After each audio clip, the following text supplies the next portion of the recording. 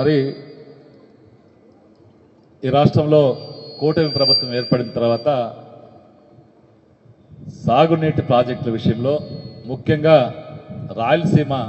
ఎత్తిపోతల పథకంలో జాప్యం చేస్తూ అడ్డదారిన లోపాకారి ఒప్పందంతో తెలంగాణలో ఉన్నటువంటి మరి ముఖ్యమంత్రితో లోపాయకారి ఒప్పందంతో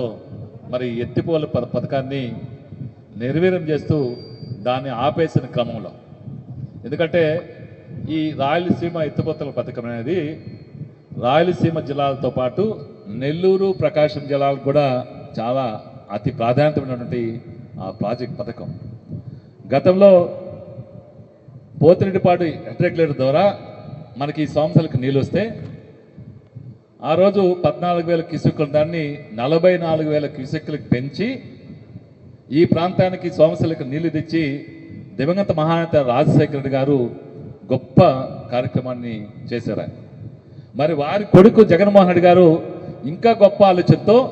ఈ రాయలసీమ ఎత్తిపోతల పథకం ఏర్పాటు చేసి ఈ రాయలసీమ జిల్లాలతో పాటు ఈ 2 జిల్లాలు కూడా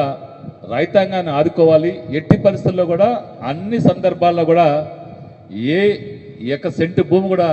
ఎండేదానికి లేదు, రైతులు వ్యవసాయాన్ని సంతోషంగా చేసుకోవాలి, ఒక పండగ వాతావరణంలో చేసుకోవాలనే ఉద్దేశంతో ఆయన మొదలుపెట్టే ఈ చంద్రబాబు నాయుడు గారు ఎప్పుడు కూడా రైతుల పట్ల కానీ వ్యవసాయం పట్ల కానీ ఆయనకి చిన్న చూపే చంద్రబాబు నాయుడు గారికి. అందుకే